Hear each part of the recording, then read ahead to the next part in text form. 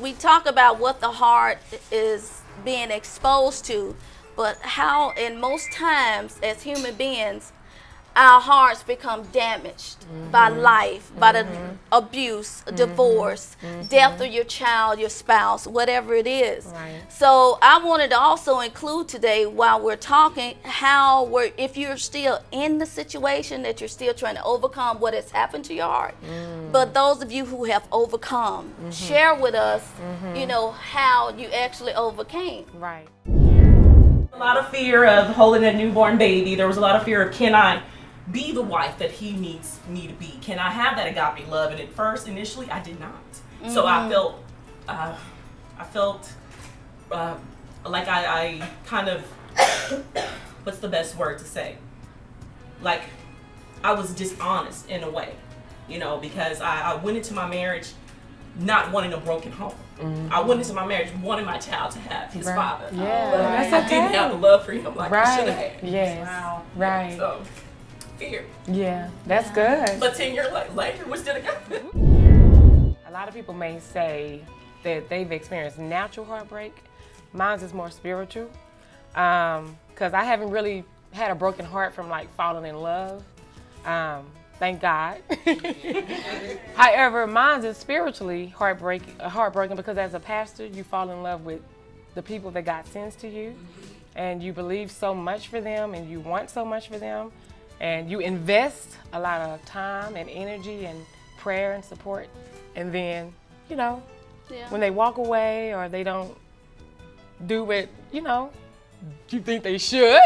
They get that out. Yeah, you know, they don't, you know, or they go in a total opposite direction, you know. Yes. It's heartbreaking. Yeah. And so right now I feel like my heart is, like I shared with you guys in the last mirror session, it's shattered.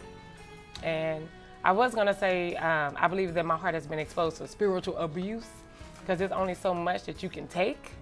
But, you know, but then when you're called to something, you just put the thick suit on, put the armor of God on, and you just go for it. And but just to be transparent and honest, I would say that I have been exposed to spiritual heartbreak.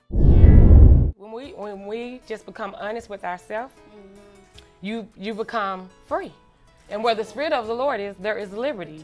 And so that's the whole purpose, is for us when we look in the mirror to see the glory of the Lord upon us, and to see yourself as being free, no longer bound, no more chains holding you, you know, no more fear holding you back, no more shame or spiritual abuse, you know, whatever we're dealing with, you can finally look in the mirror and be free. And so I've had to overcome setbacks. Yes. And that has always, being in the Spirit has saved me. And God's Holy Spirit keeps me from saying, I'm done. Right. Pack it up, fade to dark, fade to black. Right now, it's done. I'm just going to go do whatever, and I'll just be here. I'm just going to exist. Right. And that is not the way for those of you at home who have purpose and destiny on your life. Setback. Walk through it, get up, roadblocks and setbacks. Roadblocks and setbacks. Roadblocks and setbacks. That is, what I've learned from this, y'all, is I sit in my meditation time with the Lord and say, what is this? Our God. What is this, God? I can relate. What am I supposed to learn from this one? Right. It don't, you know what I mean? Right. I can Where relate. this come from? Oh my God. Okay, we just went up, we celebrating, and then you guard it, say, oh, what's next? What's going to happen now? I better not rejoice too long. Right. But I'd have told the devil, I'm going to anyway. rejoice. Right. When you hold stuff in, you harbor it, you know, you eventually become a volcano. You're going to get it out. Oh, yeah. And it's not going to come out in the way that you want it to come out. And 9 times out of 10, it's not going to come out at the right time, which is going to make situations worse. Yeah, but, you know, it's in the Bible tells us to confess our faults one to another. And I've just learned that as being a Christian, we are just so good at just masking what's really going on. And then we're experts of sweeping stuff under the rug and not dealing with it, which is a result of why, you know, we have issues with the heart. You got to deal with it. You got to get stuff off your chest. We have to remain in the Spirit. We do. In order to continue to become the image of Jesus Christ. Absolutely. And until that day, you're going to struggle every day. Right. And everything is going to be somebody else's fault. Right. Right. It is always Right. going to be somebody Right. else's fault. Right. Until you Yes. deal with the woman in the mirror. Wow. That's good, Sherry.